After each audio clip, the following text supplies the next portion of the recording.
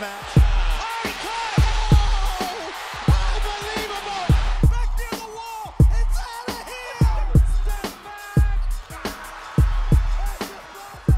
back. All right, everybody. Welcome back. Welcome back to the Sportsmen. We got Mikey V as always. We've got Joey D down there. It's a lovely cup, Joe. Lovely cup. Mosaic. Very lovely. Yes. How's this? Feels good on the hands. Let me sleep. That's nice too. Hey, boys, show me your mugs. Where have these been on? Show me your mugs. Would you put one on if I 100%. I would look for the submission. Please submit every Saturday. Show me your mugs. If you love me, wake me up, I think, actually. Let's get the day started, to be honest. But anyway, a lot to talk about. We got a lot of NFL stuff, but we also got some baseball stuff, a little bit of golf mixed in there. We're going to get to who's a problem and the questions. We're getting to it all on this episode. But where I want to start is there was a little bit of controversy on the Brilliantly Dumb show yesterday. If you watched that show, about this consolation bracket business. We'll touch on that, but we'll mainly leave that for the Brilliantly Dumb show. I'm sure they'll get into that next week. But one thing I do want to talk about, something that is interesting to me, I have an opinion on it, but I want to touch on you guys. Do you think in a no-division league, what should be valued higher, head-to-head matchups or points for? I'm going through this in my other league too. Yeah. It's the thing with the head-to-head is it makes it very difficult. In my other league, there was like 3 or 4 teams that had the same record. And then the head-to-head, it ends up one guy beat one guy, but that guy beat another. And it's just like a carousel. It makes it a lot more difficult, and like it kind of makes it a lot more hard to figure out who's first. The points for, it's no bullshit. Like, right away, you see who's got the most points scored for. That's no question. So in terms of being a commissioner, the points for is easier to govern than like the head-to-head. But I don't know. I've done both. I don't think either's right or either's wrong. I just think whatever it is, it needs to be decided by the entire league prior to the start of the year. And then if somebody has a problem with that after, they have to shut the hell up, because at the end of the day, they've conformed to what the rule is, and that's the way that it's going to be. Mikey? Honestly, if you either make the playoffs or you don't, I get it when it comes to like seeding wise for buys, but if it doesn't involve a buy and you're just, let's say traditional format, 12-man league, 6 top teams make the playoffs, top 2 get a buy. If you're seed 3 through 6 and you're not vying for a buy, meaning that the head-to-head wouldn't be the difference of you getting the buy. I mean, listen, I just, any week, any team could flop and any team could explode. So the head-to-head sometimes is like, is it a valid measurable in fantasy football? The only constant measurable in fantasy football is who puts up the most points. Now, you could be a very unlucky guy and you could put up maybe the 2nd, 3rd most points in the league, but you have most points scored against and you end up somehow missing the playoffs. But in my opinion, the only true barometer to measure how great a fantasy team is the points scored, not necessarily the record. The record could mean nothing. I mean, it could mean nothing, depending. But obviously, the record is what is the final say that gets you into the playoffs. And likelihood, if your highest points scored, the likelihood of you missing, even if you get a lot of points scored on you, is slim. But in Mikey, this case, that almost happened to me. I had the most points scored in our Brilliantly Dumb League. Had I not beaten Bob this week, I would not have been in the playoffs. Well, and I would have been amongst one of the bottom teams. I was just talking to Ticket about how crazy the margin of win losses and separation is between. Ticket said that the separation between the top team. So just to put it in perspective, 4 teams have the same record at the top of this playoff, 8 and 6. There's 4 8 and 6 teams. Myself, Dick, I think Showtime and Joe, right? Yardley's up there. Yardley, right? Yeah, Yardley. And then I'm up there too. Yeah, 4 8 and 6 teams, and then 7 and I'm 7 and 7. 7 and 7. The 2 final seeds are 7 and 7, and then Ticket said the separation between 8 and 6 and the last ranked team is only 3 wins. So I mean, this league was very competitive. So yeah, when you're splitting hairs, the bottom line is this is what I'm going to say, and I'll finish. If you're a commissioner of a fantasy football team, there of a league, not a team. If you're a commissioner of a fantasy football league, there is never a season where there's no drama. There's always drama. There's always drama in fantasy football leagues, no matter what you do, no matter how many X's and O's, how many T's you cross, how many I's you dot. There will always be one area, and I said this on the Brilliant Dumb Show, where no matter how much you think you have it covered, something will slip through the cracks and create drama and controversy, and here we are. And that's the nature of the beast, and that's why I don't commission a league anymore, because frankly, I'm sick of it. I'm sick of it. I'm almost sick of fantasy football, period. I have to be honest. I almost am, bro. I really am, because it's just a headache. And you know, the injuries, it's ridiculous. My other league, everybody gets injured the last week of the season. Trevor Lawrence, Christian Watson, Isaiah Pacheco in my other league. Christian Kirk. Like, I'm just tired of it. It's very much a league of attrition. It's a game of attrition where who doesn't lose their best players by the end of the season may have the best chance. It's like poker. Poker, I enjoy more, I think. But that being said, I don't envy Ticket. I don't envy any commissioner, because I've done it. I did it for 7-8 years. I had a league, and I literally stopped the league. I ended the league because I just couldn't do it anymore. We should do something for the Tick. We should do something. Well, a couple of things on the commissioner note is that there is no winning. Like Mikey said, it's an impossible job. But the one thing I attempt to do very well. We have a group chat with everyone in the league. I try before the season starts to have as many conversations and as many votes on all things, so we don't have to deal with it on the regular season. Now, I get about half of that chat in participation. The other half just loves cracking jokes, skipping over, but then we move past the problem. And Bob is a big contributor of that. If Bob was a little bit more focused on the votes and what needs to be done in the league to set as league settings and focus less on cracking jokes, we would have had this whole consolation bracket set. That conversation would have been over. We would have gotten through that. So if only half the people want to participate in those before the season conversations, but then everyone has an opinion when the playoffs come around, sorry, some people are going to have broken hearts, and I don't feel sorry for you. Jake will watch Bob eat every single pancake. Yeah, I sure will. I'll be there for fucking 24 hours if I have to be. You know, this is the problem. This is the problem too with not doing a live draft, because, you know, in the other league I'm in with the live draft, before the draft starts, you handle league business, like anything that's got to go to a vote, anything, and you have everyone's undivided attention. In this case, it's like, well, who saw the phone? Who saw the message? Who didn't see the message? You know, it's a lot tougher when you do remote draft as opposed to live draft. But that's the situation. So, I mean, you know, maybe next year we could somehow do a live draft. I think that would be great, especially for that would be fun. I think it would be a lot of fun. Great. And then quickly, I'll just say I could go either way on head-to-head or points for. I don't mind either. Just have it done before the season starts. I do have a preference. If you're not going to have divisions, I think points for is far more important. If you're going to, for whatever reason, create divisions, I think that's a weak way to play fantasy football. But if you're going to do that, then I think head-to-head should matter a little bit more. But it all comes down to preference. Anyway, we can move on from that. I'm sure you guys will go over it in the Brilliantly Dumb Show next week. Before we even get into football, I mean, there's no college football really to talk about. I don't think we'll get into that Army-Navy game. Let's go to baseball before we get to the NFL. Let's talk Shohei Ohtani first. He got a record-breaking $700 million some odd contract. A lot of it's like he's making $2 million for the first 5, 6, 7, 8 years. That's wild. All on the back end. But regardless, Mikey, let's start with you. What do you think of that contract? What do you think of Shohei going to the Dodgers?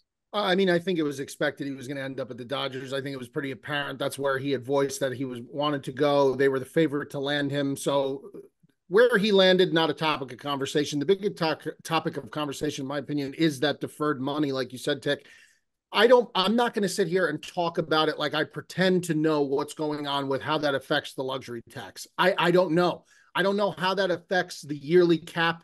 It's 44 million on this. So even though he's not getting paid that money necessarily, and it would have been deferred, 70. Yeah, it would have been It would have been 70, and now it goes down to 44 million, which gives them an additional 26 million of cap space that they could go out and sign like Yamamoto or somebody else. Yeah, see, now I or think even Trevor Glass they could bring in now. Now, me being a competitive capitalist that I am, I would say the Yankees should follow suit with that. If that's the way that this is going to go down, then the teams with the mega market money are just going to, they're just going to, but the guy's got to be a team player. Guys. The guy's got to be he a team does. player. 100%. And here's the thing is that Ohtani is smart because he is doing this because probably by that last year, he won't be in LA anymore and he won't have to pay all that tax, all that California tax money on that 680 million. Sunshine he could tax. take it somewhere else and keep a lot of it, which is brilliant if you think about it, because the guy doesn't need the money straight up right now. So in one way, it's brilliant by his accountants. It saves him money in the long run by basically giving half California tax, like 40%. It's ridiculous.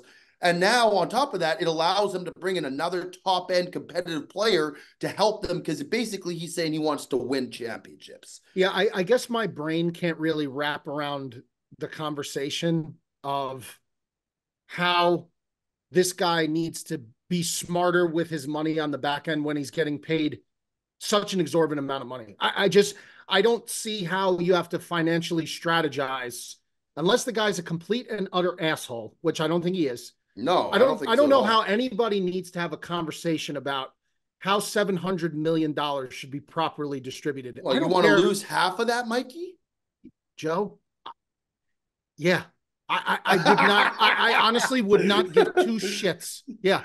I mean, you're talking about generational wealth for his family, for his future. I mean, Joe, I guess I can't, my brain can't wrap around that, because to me, I think $20 million would be generational money. I agree with you. I'm just saying. What do we need here? What are we talking about? Hundreds and hundreds of millions of dollars? Is that needed? I don't know. I guess I have a greater appreciation, and that's not to say I'm not a bag chaser. I'm a hustler. I'm a bag chaser. I'm not saying I'm not. However, I guess my brain just can't comprehend needing that much money, having to have that much money, wanting to do everything possible to make sure you're not whacked by taxes as much. I understand it's your money. You earned it. I get that. But when is enough enough? I guess that's the part that my brain just can't compute. I just can't compute that. It also depends on what your goals are. If he wants to set up foundations, invest in companies, if he wants to start a company, that money can go a long way. It just depends on what your goals are. Sure. And then when you think about it on the other side too, if you're getting a pitcher, I know he's not going to play this year. He's not going to pitch this season. But if you think after that he's going to be a pitcher and he's an all-star hitter as well, you're basically getting two players for $350 million each. You could also break it down that way as well. You could, but I mean, you could, but then on the reverse of that, as he gets older and he's playing a lot more and he's pitching and hitting, he goes down. That's losing two players, not one. You could flip that a little bit. I agree with you, Tick. It is but I want to know what do you think the likelihood of his physical sustainability will be, years down the road? He's a bigger guy. He's not a little guy, Ohtani. He's a bigger built guy. He's a big boy, yeah. Those big guys, man. And listen, looking from experience, and I'm not a pro athlete, but I'm just telling you, the bigger you are, the harder you fall, the more these injuries, like a little injury may be more of a nagging injury for a guy who's got to carry around more mass. I just worry about how long that's going to sustain. But listen, at the end of the day, the Dodgers have a loaded lineup now. They're filthy wealthy in terms of talent on their roster between him and Betts and all these other.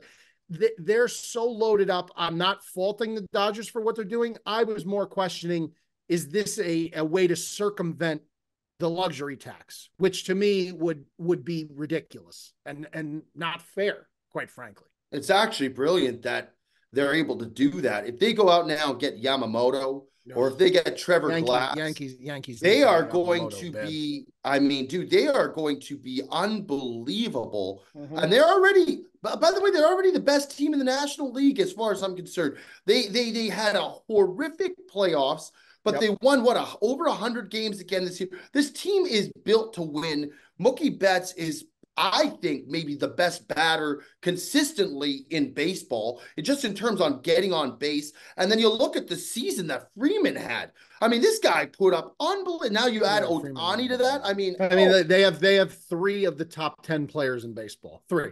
Yeah, they have 3 of the top 10 players in baseball. Yankees have 2. They have 3. As everyone Unless knows, you want to argue Garrett Cole. It's not always about assembling all-star teams, dream teams.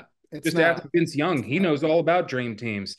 And even with the Eagles, staying with the Eagles, getting Kevin Byard, getting Shaq Leonard, it's not always about these all-star top-tier names. It's about the chemistry that a team brings together. And that's no better a better example than what the Braves are doing. You know, they've just got a lot of quiet guys, a lot of really solid talent that mesh well together. And that's why they've been winning a lot. They didn't win this year, but I think they're going to continue to be giving the Dodgers a lot of trouble moving forward as well. But let's move to the other coast now. Let's move to New York. Juan Soto coming to the Yankees. Seems like a one-year rental, but you probably have one of the better shots to get him again next year, no matter the cost. Joe, let's start with you. What do you think about Juan Soto coming to New York? Well, they needed it big time because, you know, we saw when Judge went down for that stint, the bats in the Yankees just were non-existent. I mean, you can't just rely on one guy. As good as Judge has been all year, you just cannot rely on one guy all year. Giancarlo Stanton, for all intents and purposes, can deliver home runs. He's just wildly inconsistent. He strikes out a lot. Putting a guy like Juan Soto now on that lineup is going to drastically alter just the way that teams approach the top end of that lineup, and having, I don't know, do you think he'll bat ahead of Judge? Yeah. Mikey? Yeah. So, I mean, you get him on base, it's going to be wildly awesome for the Yankees just to get that kind of elite level of talent on their team. And he's a pretty good outfielder too, by the way. He's not like he's a slouch in the outfield. No, their outfield now, Verdugo, and Judge. I mean, he makes a lot of errors in the outfield. It's a good outfield, though, I would say, with those 3 guys. I mean, but in terms of his addition to the lineup, I mean, this is no pun intended, a home run for the Yankees. I mean, listen, this guy bats 275. He's on base all the time. I mean, they need a bat like that in their lineup. He's a superstar. I actually think the 1-year rental thing kind of plays in their favor because he's going to be bag chasing this season. He ain't going to slack this season because he's looking to get paid. So I think that actually plays a bit in their favor in terms of the immediate future for the New York Yankees.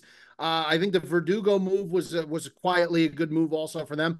But putting Soto in this lineup, if you could now get a more consistent Volpe, Judge, Soto, and then you get Jason Dominguez, the alien back, the Martian back by All-Star break, I mean, that's a very, very, and DJ LeMahieu, if he could give you anything, if Stanton could give you anything, if Rizzo could give you anything, that's a very formidable group of hitters. And frankly, something that the Yankees had to do. They had to address something. And I think Cashman is in ultra aggressive mode this offseason. And I hope that continues because as a fan, if you're not a fan of the Yankees, you hate it. But if you are a fan of the Yankees, you love it. That's just the way it goes. Yeah. I'd love to see them do something with pitching too, by the way. They need to get Yamamoto. I've been saying that if they don't get Yamamoto, this is all well and good, but they really, I do think they need Yamamoto. I do. They need somebody, Mikey. You need someone in there. I mean, you need a in. Well, Cole's been awesome for them, Tick. Won the Cy Young. Not one guy. They need another big time arm. No question. I agree. Well, let's move on here to the NFL. Actually, you know what? One thing I wanted to bring up back to the Shohei Ohtani thing. Did you guys hear that rumor that when people thought that Shohei was on a private jet heading to Toronto and for that? Yeah, I did. Yeah, the guy apologized for it. Yeah. But it was the guy. what happened? The guy from Shark Tank, Robert Herjavec, son of an immigrant worker, is the guy who was actually on a private jet heading to Toronto, but so many people thought it was Shohei, and for about 6 hours, everyone thought that meant Shohei was heading to Toronto. Yeah, and they were going off about how he admired the mound in Toronto, how he had never, after a game, checked out a mound after a game before, but he did at Toronto, so they were saying that's why he was going to, I mean, the Blue Jays were. What's the Japanese pitcher that they have already? He's pretty solid with Toronto. Honda? Is it Honda? No. Might be Honda. I think it's Honda. Merry Ballsmas from our friends over at Manscaped. The holidays are approaching, but what if I told you that the celebrations are starting early this year? It turns out the perfect gift does exist. And who else to bring it down your chimney than the leaders in below-the-waist grooming? Keep calm and let your balls jingle this season with Manscaped's brand new Performance Package 5.0 Ultra. Featuring the new Lawnmower 5.0, watch all your wishes and mistletoe kisses come true. Look nice when you're going naughty by going to manscaped.com and use code SportsmanPod20 for 20% off and free shipping. Unwrap the gift of smoothness this season with Manscaped. Guys, let me tell you something. I got myself a Lawnmower 5.0 Ultra, and it does the job. No nicks, no cuts, no ifs, ands, or buts. Gets the job done every single time. Get 20% off and free shipping with the code SportsmanPod20 at manscaped.com. Again, that's 20% off with free shipping at manscaped.com when you use the code SportsmanPod20. Manscaped, get your jingle balls ready for the holidays. All right, guys, let's move on to the NFL here. Let's start with the game of the week, as we did last week, but this one actually delivered. The Bills went to Kansas City, tight game, good game, a lot of good play on both sides. Defenses seem to show up. Big controversial play or call rather on one of the coolest plays I've ever seen. Yeah, it was awesome. Mikey, what do you make of that game, and what do you make of the call? Well, like I said, Mahomes has since apologized for his post-game rant about the officiating. I think because he wasn't quite aware of exactly what had happened and what it looked like once they showed the replay. I mean, it was so blatant how offsides Kadarius Toney was that it wasn't even one of those situations where they could just let it go because it was so egregious. So I'll give Mahomes a pass on that because I did go off on him a little bit on the Brilliantly Dumb show. I thought it was a really bad way to handle it, and I think he agreed, which shows that he's got some emotional intelligence buried in there, which is good. I said that last week on the show I like the Bills money line because I think Kansas City's a little soft this year. I just think they're a little soft this year. And the reaction post game did not diminish my thoughts on how I think they're a bit soft, and I don't think this is the Chiefs of old. I know they have a good record. I know they still have arguably the best player on the planet at quarterback. I don't trust any of these wide receivers. I've been saying it all year. He's got nobody behind Kelsey. Kelsey's backup and the running backs. That's his best options offensively. These wide receivers just are flat out not good. Well, Rashee Rice is okay. He's okay. He looks good, but he doesn't have that number one reliable guy. And I just think it's showing. And even last year, when they won the whole thing, at least Juju, I felt, was a little bit more so of like a reliable guy to a degree. They don't have that at all this year. The Bills, I thought it was much more of a must-win game for Buffalo, and they won it. And hats off to Josh Allen and the way he played and the way the Bills defense played. And to do it in Arrowhead makes it even more impressive. And now the Bills have another tough game against the Cowboys this week, but I just tipped my cap to the Bills. I just think the Bills were the better team on Sunday. I thought they would be the better team, and Kansas City's got some work to do. They got some things to figure out offensively. Joey D? Yeah, no, I agree with what Mikey said.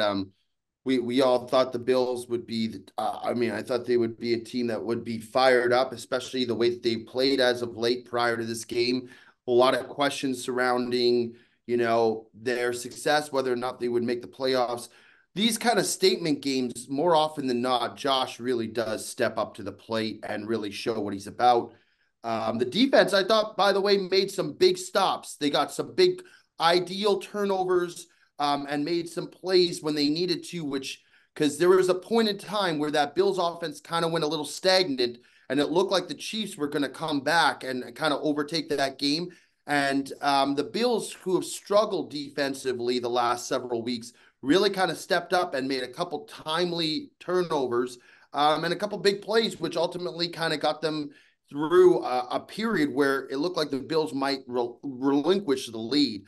And yeah, I agree with Mikey. By the way, Mecole Hardman, did he not go back to that team? Because I don't even see him. I told you, I think he's hurt. I said this. You said this last week, yeah. I mean, I tell you what, if he was out there, that would make a world of difference because him and Mahomes have. I'm not saying that he's that good. No. I like him a lot, but he has the chemistry. I agree. I just think it's another face that Mahomes is used to throwing to. He needs something.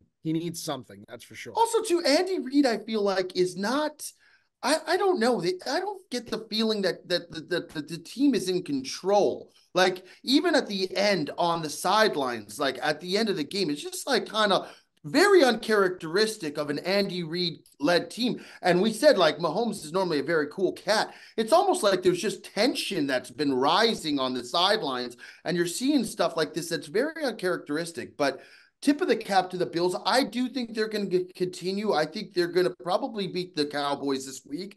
And I think that they're going to answer the bell. And I think that they're going to be a team going into hopefully the playoffs with a chip on their shoulder, which would be nice. Kansas City's going to be fine.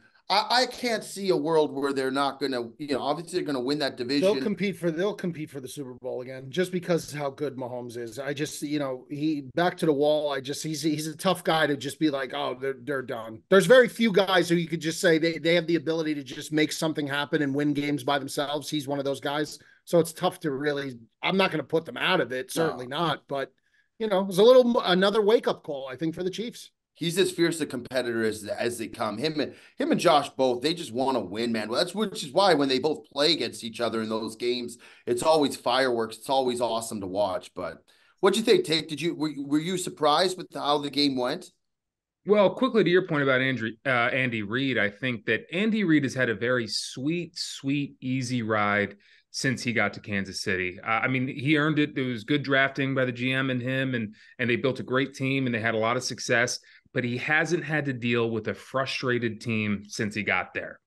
And if you go back to Philadelphia, there were a lot of frustrated teams, and he had a lot of difficulty controlling those teams. And there was a lot of, penalty. Owens. Yeah, he did not manage frustrated and mental head case players very well. And now he is finally dealing with a Patrick Mahomes and an offense and a defense that is very, very frustrated right now. So I think it is, I think it's good to call him out on that, because he was never good at it in Philly, and he's not doing a great job now that they're finally facing a little bit of adversity.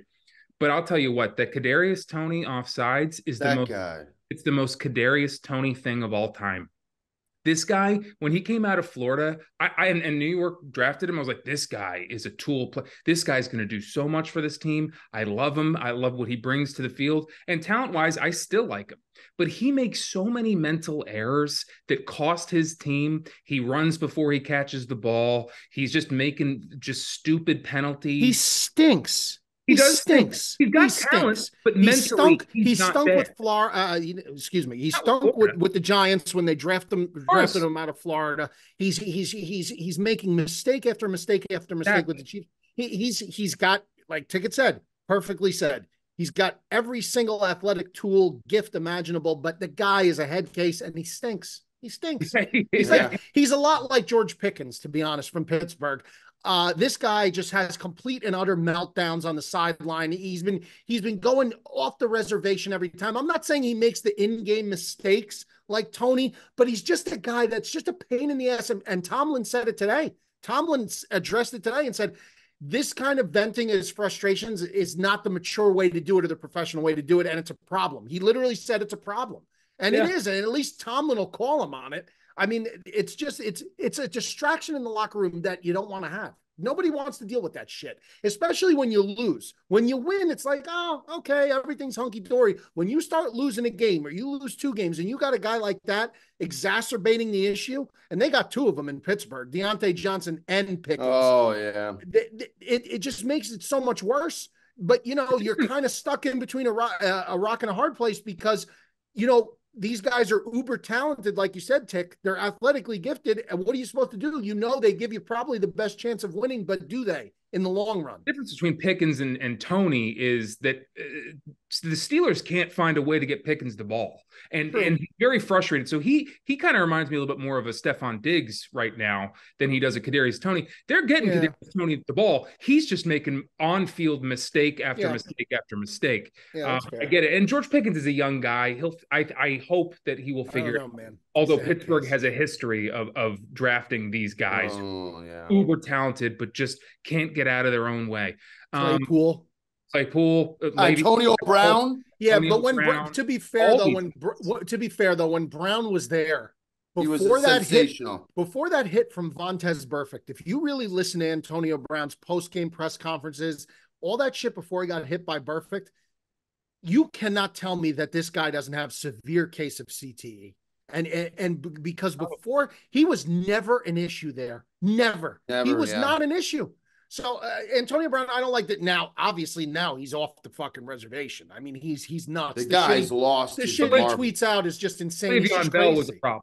Le'Veon Bell became a problem. Sure. But one anyway, last thing. I want to say one last thing about this Chiefs team is, and then we can move on. But this Chiefs team, I think, has had the better.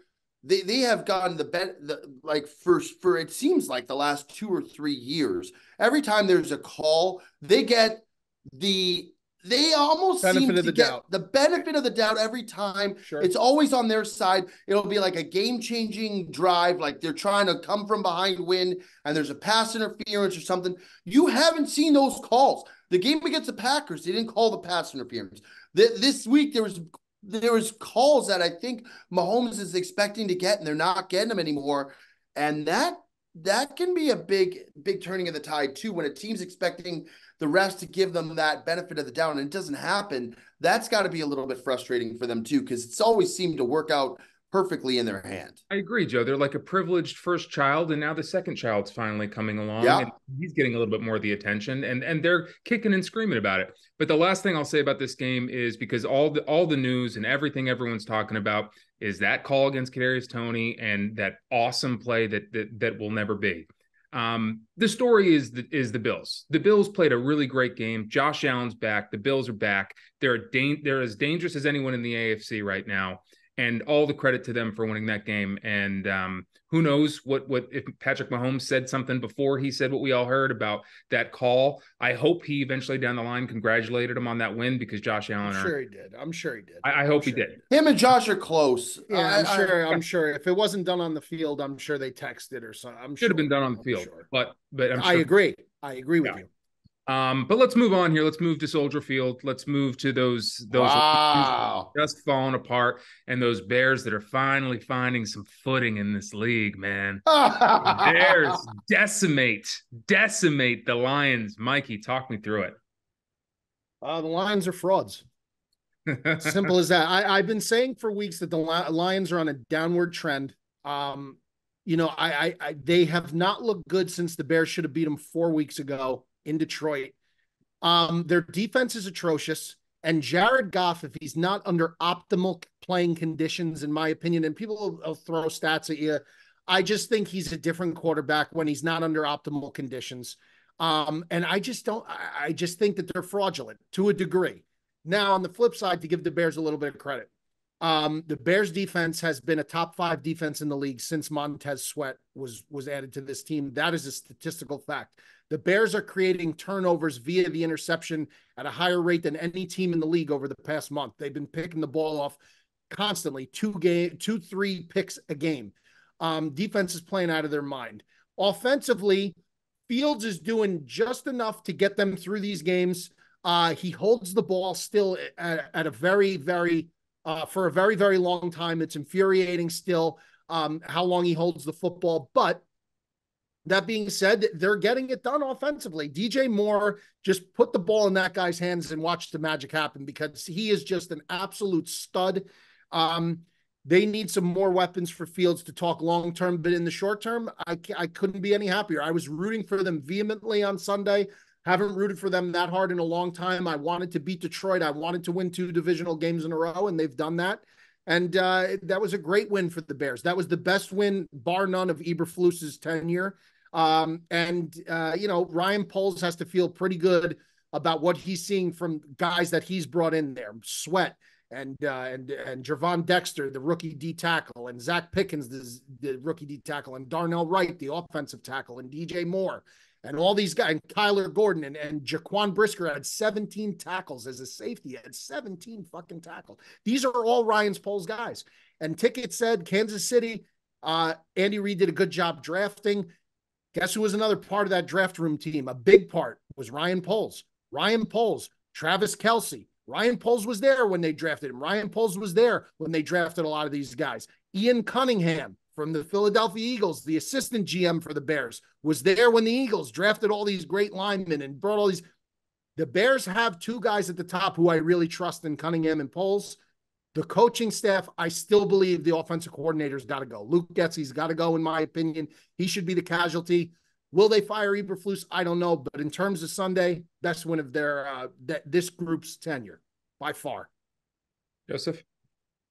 I tell you what, the Bears looked, they looked like, it looked like if you just took a look at both teams, the records would have looked inverted. You would have thought that the Bears were at the top of the division because the Lions had no answer, and they could not figure it out. The Bears defense just stymied every time, and Jared Goff, by the way, you've said it in the show before, Mikey, that they don't get pressured. They were pressuring Goff every second play, and it was causing disruption and throws in the dirt and interceptions and whatnot. And then again, we watched the game at Bob's this week.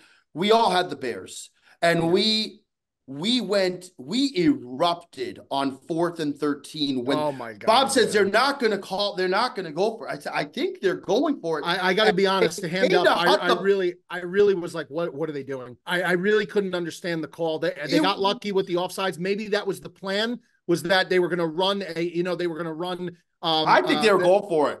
Yeah, I really think they were going for it, Mikey. It looked like they were, and it had to be so refreshing from a guy who has not seen huge offensive outburst plays like that to watch just a beautifully called 45 or 50-yard touchdown pass.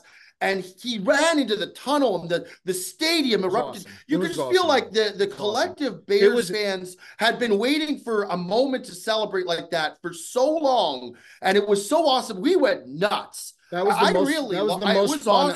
the most fun I've had as a fan of this team in I couldn't tell you. I could not tell you the last time that I truly enjoyed watching a game like that. And it was a great game too. It was and if you had the Bears, like we had the Bears, by the third, fourth quarter, it was over. It was it was so enjoyable to watch. By the way, my game of the week, not going to say anything more than that, but I believe in these pesky Bears right now. They are on an upswing, Mikey. You got to be happy, even regardless if they don't get a wild card or not. They're playing these games like they matter. They're playing these divisional games like they count, and they're not laying over for anybody right now. They should have beat the Lions the first time they played, and that's what I was saying the last time. They had a gritty, whether you think it was a good win or not, it was an ugly game against the Vikings, but they found a way to win, which if you look over the last 2-3 years, that has been a characteristic thing. The Bears lose games like that. So to see them win ugly games like that is almost a little bit refreshing in and of itself. But kudos to your Bears, man. They looked great. Fields, like you said, he has to figure out when to get rid of the ball. He's got to get rid of the ball. He's got to get rid of the ball. A little bit too much. It takes too many hits. And hits.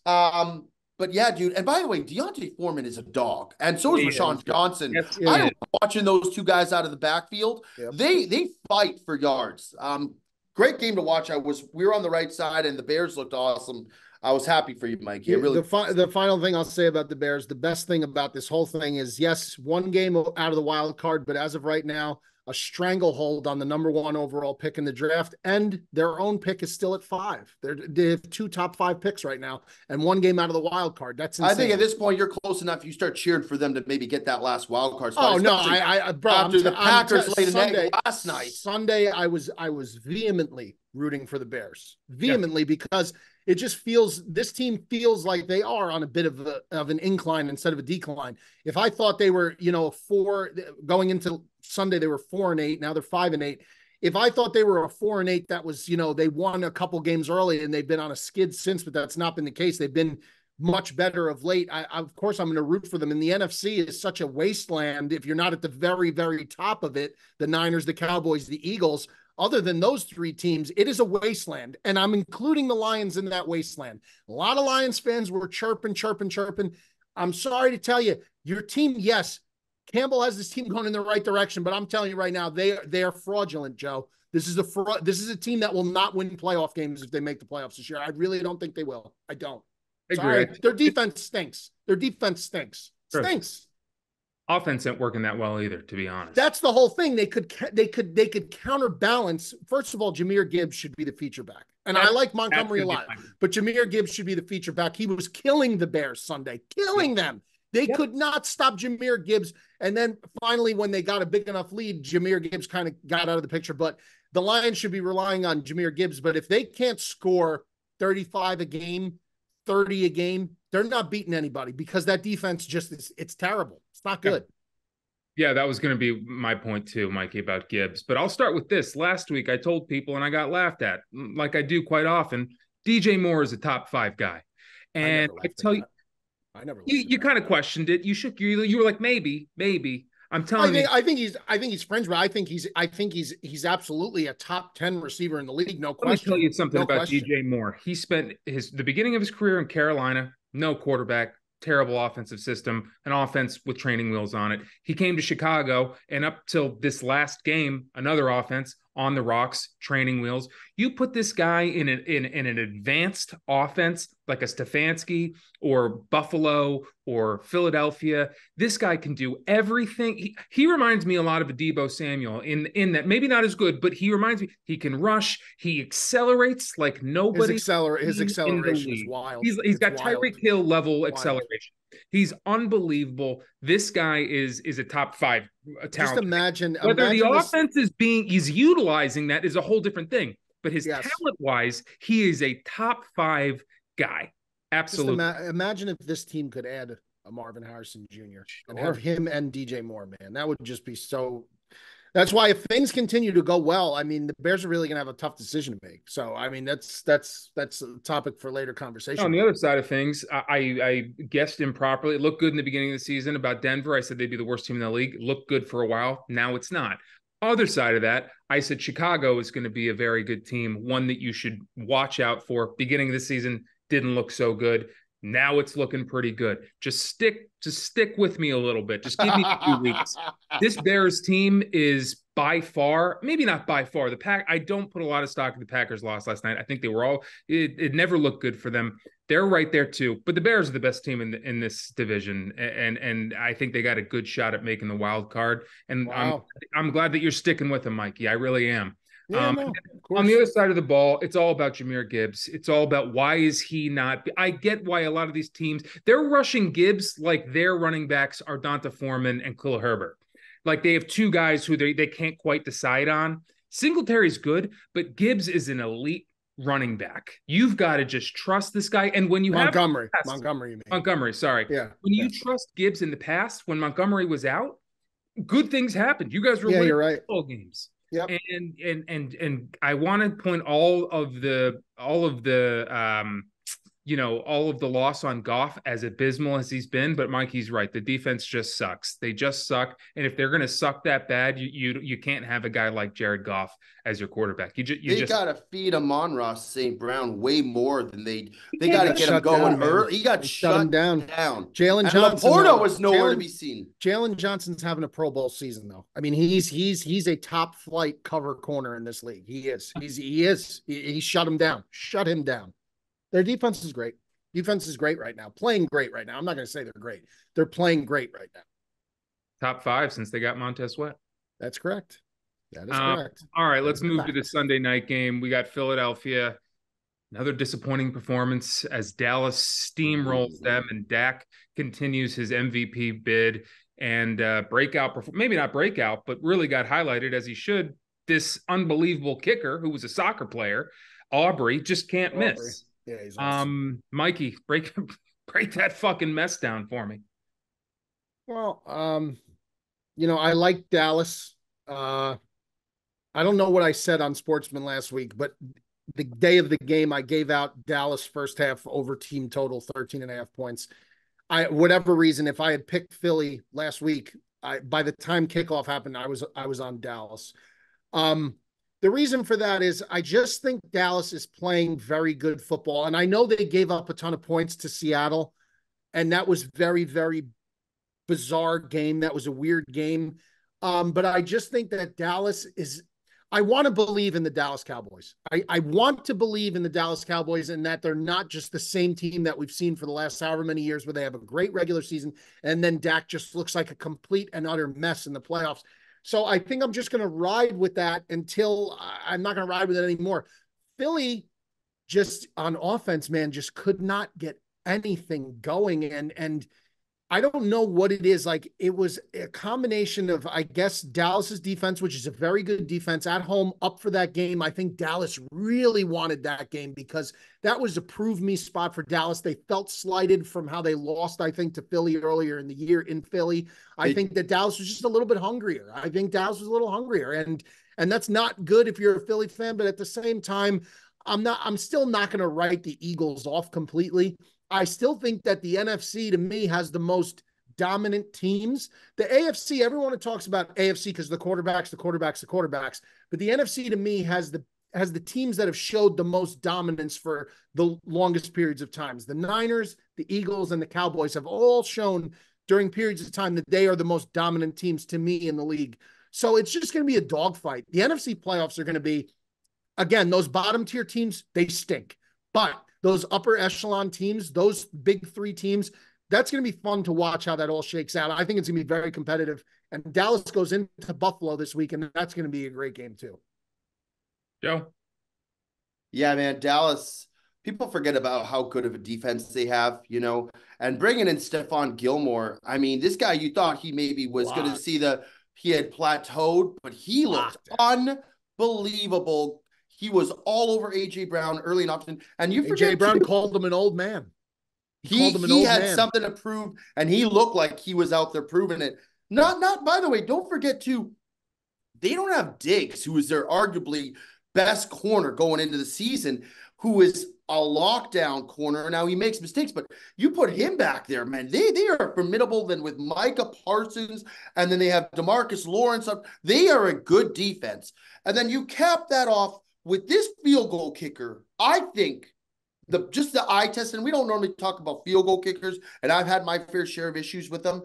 This guy he's fucking automatic. And my only hope is that he doesn't go in the playoffs and miss like he misses. That's what I'm like the game winning. That would be the most Dallas Cowboy thing of all time. But I could see that happening. But up until now, that game, he hit a 59-yarder, a 60-yarder, a 52-yarder, a 45-yarder. You know how much of a luxury it is? There were 2 times where the Cowboys should have been punting the ball, but they have so much confidence in this guy that they kicked field goals from 60 and 59 yards. That's essentially getting another touchdown. And really, it dictated the game. And it has to be said, this guy is making an impact on these games. Weapon. He's a weapon. Because the Eagles held them a couple times, especially in the first half, where it looked like they were going to punt. And all of a sudden, I saw him trotting out for a 60-yarder. And I'm like, what are they doing? And by the way, that field goal might have been good from 70. That thing was booted. And then on the other side of the ball, Dak is just not making mistakes. And CeeDee Lamb is as dominant a receiver right now in the league as anyone. So they are firing on all angles. They look really good. The Eagles, man, they are facing some adversity. And we've talked all year, and we've told you, Ticket, that they've won some ugly games. Now they're playing some good teams, and they're starting to lose these games. So they got to kind of figure out what is the recipe. I really think they got to continue to feed Swift more. They got to get that running game going, which will open up hopefully more on the deep end balls and stuff like that. And, I'd like to see them get Goddard more involved. He's trying to force some of these balls to Devonta and to A.J. Brown. You'd like to think maybe down the middle of the field, you get Goddard's one of the best tight ends in the league just to open something up. I don't know. There's just some errors. And on defense, the Eagles, I mean, they had that pick six. Or what, was it a pick or it was a strip sack? Or it was a scoop and score. But regardless, aside from that play, they kind of just let Dallas methodically move down the field. And Ticket's been saying the defense is not good. So maybe Ticket knows all along. Yeah. What do you want me to say? on paper, I mean, on paper, they're more. It's more than the defense, though. Let me tell you something. I told you guys all in the early season, we're getting in dogfights with crap teams. The first 7 games of our season, 6 or 7 games, all against teams with losing records. They're bad teams. We should not be getting into scraps with them. And Jalen Hurts just looked a little off all season long, and the defense giving up a ton of points. I was always worried about when the second half of this schedule came and we were playing real playoff teams. And let me tell you, our last 2 losses, 49ers and the Dallas Cowboys, the first really great elite front sevens we've seen all year long. And what happened? DeAndre Swift was absolutely shut down. When you shut down DeAndre Swift, when you shut down our running game, our passing game goes absolutely out the window. And then you add a guy like Stephon Gilmore, just guarding A.J. Brown the way that he was. We're not going to win football games. We've got a lot of fucking problems, and you can point it at the defense like I did last week, but the offense too. Jalen Hurts ain't the same guy. He ain't the same fucking guy as he was last year. I don't know if he's rattled. I don't know if the contract, he got a little bit more comfortable. I don't know what it is. I'm not going to point the finger at any of those things, but something is different. And that offense has too much talent to be getting beat like it is. And another thing I'll say, because they did play 2 elite front sevens the last 2 weeks. Yes, they did. Yes, they did. I love Jason Kelsey. I love Lane Johnson. I love Jordan Mailata. I love our offensive line, and people love to talk about how good it is. They're just getting beat. Bosa ripped them apart. Micah Parsons was a man on fire last night. Jalen couldn't stand in the pocket at all last night. We're getting crushed. And if that's going to be the team that walks into the playoffs, I'm telling you, if we don't make any adjustments, and if I know Nick Sirianni like I think I do, we will make 0 adjustments. We will walk out losing the first game of the playoffs. We will be a one and done team in the playoffs because that's just the way we're playing. That's not going to happen. I don't see any adjustments on the horizon, Joe. I just don't. I've been telling you from the early part of the season, we need to make adjustments. None have been made. We're playing better teams. We're losing. I don't know what to tell you. I don't know what to tell you. And on the other side of the ball, you're going to talk about Dallas. If you got a kicker that you trust that much, you're going to have a hard time losing football games in general, no matter who you play. You could play the 49ers. You get stopped. They make a great stop on the 50. You still trotting that guy out. You're still it's wild out of it. Dallas is dangerous. All Dak needs to do is not turn into the guy Mikey was saying that he always does, the flub that he turns into the playoffs, just protects that football, gets the ball to CeeDee Lamb. They've got a great shot. They've got a great shot. So infuriating. I feel you, Dick. All right, let's move on to one more game this week, maybe a couple, but let's definitely talk about the Packers. Because I think all 3 of us were quite bullish on the Packers, the way they were walking into this game, playing a somewhat weak Giants team. But the Giants just wouldn't go away last night. The Giants would not let the Packers walk away with this game in the Meadowlands. Joe, what'd you see? What happened? This team, man. I said last week, I'm going to be back all in and trusting them, and they're going to absolutely at some point just throw a flub. That's what they did. They lost this game. 3 turnovers, just mistakes at inopportune times. They let an offense that for the majority of the first half looked like they couldn't do anything just drive down the field, especially too. We out-coached ourselves. LaFleur trying to do reverse after reverse after reverse. I mean, come on, man. At some point, you got to try something. Why not hand the ball to A.J. Dillon or do something different? That 2-point conversion, you get that, all of a sudden you're feeling okay. They get a huge fumble at the end of the game. It looks like we're going to, we drive down the field, we score a touchdown. Finally looks like Jordan Love, who'd been sleeping most of the game, finally wakes up. And then it's like they try to out-coach themselves on the biggest play of the game for the 2-point conversion, get stuffed, and then with a minute left, the defense just folded like a cheap suit and just let Tommy DeVito look like, he looked like a quarterback that he's not. I'm still not sold on this kid. Good story. Love the backdrop, love the Italian heritage, love everything about the agent. Looked like he could have been cast in Goodfellas last night on the sidelines. All about that. But that aside, this is a game the Packers should never have lost. It's a game they should have won and quite frankly needed to win.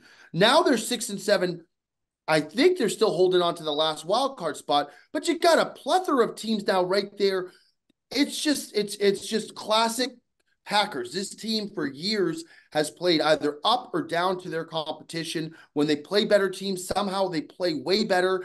They're more prepared. They're more ready for it. This is a classic trait of fucking of LaFleur, and I quite frankly, it just pisses me off having to watch us lose to teams that should not be beating us. That being said, Saquon Barkley, friend of the program, happy to see him do well. I also got him on my fantasy team, and happy for the Giants, but just a terrible, terrible loss for a team that had to, quite frankly, with the Lions losing the way they did, the Packers had to go out and win this game. They would have been 2 games behind for the division lead. I mean, come on. And we got a very, very cushy rest of the schedule. But now, I don't know. We could lose. The way the Bears are playing, we could lose to the Bears. We could lose to the Vikings. I wouldn't be surprised if they go and lose to fucking Tampa Bay. If they play the football. My God. If they lose to Tampa, man, forget it. Tampa. If they play the brand of football they played last night, Mikey, they will. Yeah, no, I agree. There's a blueprint. I think you saw a blueprint from New York last night. I think, number one, running the ball against the Packers. I thought they limited Saquon in the beginning. He finally broke a big one at the end. Obviously the 2 touchdowns, but that was from close. But the running, the quarterback, DeVito was running all over. There was no one within 5 miles of the guy. Why did they not put a spy on him after the 3rd, 4th, 5th time he was running for first downs? Like, what were they? Spy him. They have done that for years. There was a game last year we played Hurts. I think he ran for like 150 yards. They don't know how to stop the quarterback. I think that's a blueprint that the Giants put out there. Let the quarterback run around a little bit, run the ball against him. It'll open up things for the passing game. DeVito made a couple good passes when he had to make them. He looked the best he's looked since he started. He looked very comfortable back there. On the flip side, the blueprint defensively against the Packers. It looks like it's get Jordan Love uncomfortable and off his spot very early, because once he does, there was a fixation last night, and I don't know where this came from, and I understand he's a good player. There was an offensive fixation between Jordan Love and Jaden Reed. It felt like every single play was going to Jaden Reed, and I get it. The guy, if he gets in the open field, he's a very electric player. But it was so obvious that if I'm sitting there, I'm saying this is going to 11 again. It's going to 11. It's going to 11. He's looking for 11. He's looking for 11. It's like he got off his spot. He got rattled very early, Jordan Love. And then it was like the only guy he trusted was Jaden Reed. That was everything. I don't know why, because Dobbs is actually our best receiver. And Dobbs only got targeted. Now, Dobbs had 2 drops, but he got targeted, I think, 6 total times. That's not enough, especially with Watson out, who was on the ascension, obviously. Yeah, Watson out hurts. Well. And Aaron Jones, because he's the guy who takes the top off that defense. He's the guy who takes the top off Watson. Jones being out, obviously, that's a killer. Jones is top 10 running back if he's playing easily. Well, because he can catch the ball out of the backfield. He's a safety net. Correct. So just the Packers, I think a little bit of a blueprint got laid out. And listen, Jordan Love, as good as he had been playing, these kind of hiccups are to be expected. It is still his first season as a full starter. The guy's not just going to go out like you saw CJ Stroud this week against the Jets. These guys in their first full seasons as starters, there is not going to be a perfect season out of any of these guys. This is the NFL. The Giants are a good defense, number one. They've had a pretty good defense all year. They were at home. Packers coming off that high in a primetime game against the Chiefs, going to another primetime game on the road. I don't know. I think the Packers, we'll get to it when we preview the games. I think they might bounce back this week. But certainly that was an uncomfortable spot for them. The Packers played a brand of defense that I often wheel out in Madden. I have a tough time stopping the quarterback run. Joe knows all about it. Bob knows all about it. If you pick a running quarterback, you're going to get 15, 20 yards on almost every play. And that's exactly what the Packers let Tommy DeVito do to them. But aside from the running, he also, throwing the ball, played a game to me that resembled a little bit of Jake Browning as far as nothing special. Nothing's going to wow you. I'm just going to be efficient with the football and get the ball into my playmaker's hands. And then when we get to the goal line or we get anywhere close, I'm handing it to Joe Mixon. I'm handing it to Saquon Barkley, and I'm letting him do the dirty work. And that's what the Giants did to the Packers, man. And it worked wonders. So I, again, wouldn't put a lot of stock into it. I'd like to think the Packers make adjustments because up to this game, their defense has looked very good. And I'd like to think that they figure out a way to Quay Walker being out was really detrimental to us last night. He kind of is like the leader on the back end of that defensive front. With he's the best linebacker we have. I think him being out really, I think that was a big loss. Obviously, Devondre Campbell is huge for us too, but him being out did not help. Yeah, I agree. All right, we got a little bit more time than I thought, actually. So let's get to another one of these games from last week. Let's talk about the best team in the AFC. Let's talk record-wise, at least. Let's talk about the Ravens. Let's talk about those washed-up Rams. Wow. Rams played a pretty tight football game for them, at least, taking the Ravens to overtime, and a punt return is what decided it. Pretty exciting game. The Ravens emerge as the AFC favorites right now, best record in that conference. Joe, what'd you see from that game? Well, we took the Rams this week, Tick, and it was a fun watch. It was a fun watch early and often. And with the spread, we hit, by the way. Say that. Yeah. Well, I don't know if we took them on the Sportsman, but we took them this week together at 7.5. They are a pesky little bunch. I mean, listen, Puka Nacua has made a couple catches during this game he's awesome. that were sensational. He made one of the better catches I've seen of the year. And that Kyron Williams is a problem. They can put up points on the offensive side of the ball. And you know, the Ravens looked like every time the Ravens looked like they were going to run away with this game, the Rams had an answer for them. But the Ravens are a tough team. And tough teams, as we've talked about, find ways to win.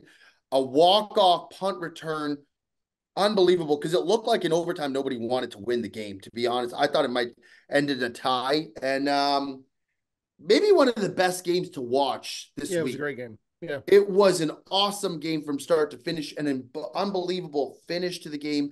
And I tell you what, man, I would be remiss to not mention Odell Beckham looks back. I mean, he's opening up the downfield opportunity for Lamar to air the ball in a way that he hasn't had since he had Marquise Brown there. And Lamar, I think he had almost 320 yards passing. He was airing the ball out, which, is, if you're a Ravens fan, you got to love to see that, because he's not relying just on his legs now. He's looking to make passes. He's staying in the pocket. He looked really, really good. And so did Odell. And, man, I just can't imagine if the Ravens had Mark Andrews still, they would be maybe right now, what I've seen with the Dolphins losing last night, with the Chiefs faltering, I would think maybe the Ravens would be my favorite to win the AFC right now. Listen, I've been on the Ravens all year. I gave my future pick to win that division was the Ravens. My future pick to win the conference was the Ravens. My future Super Bowl, I picked 3 teams. One of them was the Ravens. I've been all over the Ravens. They play defense, not so much on Sunday. They play defense sometimes when they have to. Lamar, dynamic. Running game, dynamic. It's tough to play passing against an elite quarterback like Matthew. I was just about to say, the pass catchers for the Rams making Stafford still look relevant with making these acrobatic, insane catches to save his ass, because we all know he's washed. Spin side. Listen, the Rams, that was a valiant effort. It really was a valiant effort. That being said, they may have emptied the tank on Sunday. That's the type of game that's like so deflating to lose that they may have emptied the tank. Maybe not. Ravens roll on. They have Jacksonville this week. That should be an interesting game. I'm not going to say it's going to be a great game, because Jacksonville, you don't know what you're going to get from the Jaguars week to week. You just don't know. You just don't know what you're going to get from them. But the Ravens, again, I'm not surprised with anything with the Ravens. They to me are the team in the AFC this year. I do, unless the Bills. It does look like the Bills are having a little bit of a resurgence, which is frightening, obviously, if you're a fan of any other AFC team. But great game, obviously an entertaining game to end on a walk-off punt return, just like Bills Jets in week 1, electric. So yeah, great game overall. And hats off to the Rams. They did. They played a great game. Valiant effort, especially on the road, especially in those conditions as a dome team coming from LA to come to Baltimore and play and hang around in a game like that when, I don't know. You don't really expect a dome team to show that kind of toughness. I was impressed. Kyron's a problem, man. Yeah, Kyron is a problem. Kyron is a real problem. Could be the problem. I'm going against him this week. He's probably going to shred me. That Jacksonville defense will probably not Jacksonville. Who the Rams play this week? I forget. They play Commanders. The Commanders. Yeah, he's gonna fucking torch them. Gonna eat them alive. Gonna get them alive. He may go for 300 yards Sunday. Yeah, I don't have a lot to say about the game. I mean, I was out on the Ravens most of the season. They look fucking good. I agree with Mikey. This could be where they bottom out. That was a hard-fought game. And on the other side of the ball, those Rams, I don't know if they'll make the playoffs, but they're a team that you don't want to face. They're a team that you don't want to take lightly if you're already in the playoff bubble. You're going to want to take that game seriously, whether they're on the road and whether they're at home. But moving on, let's move on to week 15. Let's start getting into some of these games, some of these spreads. Let's move into the Thursday night game. Another fantastic game for the NFL product. We got the Chargers facing the Raiders. Both offenses combined scored 7 points last week. 7 points is what both those offenses put it up last week. The Chargers are at home, or the Raiders rather, are at home, and they're giving 3 points. Over-unders 33.5. Mikey? Yeah, Raiders. Easton Stick starting for the Chargers. Herbert to the season-ending IR for his finger, his index finger on his throwing hand. So yeah, I'm going to take the Raiders. I think the Chargers are the most overhyped, overrated, over-talked about team in the entire league every offseason because of all the fancy gadget players and all the fancy players they got. The coach is a disaster. And it's just this team just never puts it all together. That being said, with Herbert out, I think that compounds it even more so. And I'll take the Raiders. It's as simple as that. And I understand the Raiders haven't looked. I get it. They didn't score a fucking point last week. I know. I was on the wrong side of that total. So I know very well what the Raiders did last week. But I will take the Raiders this week. And I would probably take the fucking over again. How about that? Joey. What is it, 3.5? No, it's 3. If it was 3.5, I may have to think a little bit longer, but I'll take Raiders at home with 3. The Chargers, I think, in 3 games now, their last 3 games have scored 23 points total. This team, and they've scored 13 points in their last That's with Herbert. 2 games. Herbert is out for the season. They're not getting Eckler. I mean, Eckler got involved, but it was garbage time as far as I'm concerned. That game was over. And then on top of that, Keenan Allen is banged up now too, and it's just this Easton Stick kid. Some of these guys who they are backup quarterbacks, it shocks me. They marched him out on the field. This kid looked like he was shitting his pants. And was it the first or second play? He gets a strip sack for return for a touchdown. I mean, dude, this kid looked like they found somebody in the stands and they just put him on the field. Joe, this is not a knock on you at all. It's not a knock on you at all. But when people complain about what they see from backup quarterbacks in this league, all I say is, well, take a look at the starting quarterbacks, the bottom 15 or 10 starting quarterbacks in the league, how bad they fucking look. I'm not taking that away, Mikey. You expect the backups to look at it. And again, Joe, this is not directed at you because you said it. It's not. It's just the quarterback play is the hardest thing to come by. Consistent good quarterback play. This guy, they would have been better putting a pylon out there. Yeah, I get it. Joe, I've been saying this for a long time, that there are hundreds, if not thousands, of seniors and juniors coming out of colleges every year, and you're telling me it's like CJ Beathard, who stunk at Iowa. Yeah. Easton Stick. Yeah. I mean, it makes me question whatever happened with Brady Quinn. It's like, why didn't he stay in the league longer as a back? Because he wasn't good.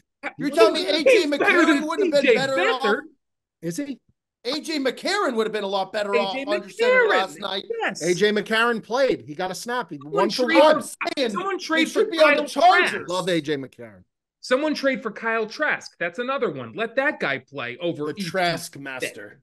I mean, but Joe, sorry, cut you. You continue. He looks awful. I don't know does. how this guy is on a roster. He looks scared, timid. He looked like he didn't belong. And I'm not trying to shit on the kid. I was actually rooting for the guy. You know, when they come out, I'm rooting for them to not get trampled over. Yes. But he looked horrific. And now you want to talk about on the other side of the ball. You want to talk about a guy who looks terrible, who was good with Purdue.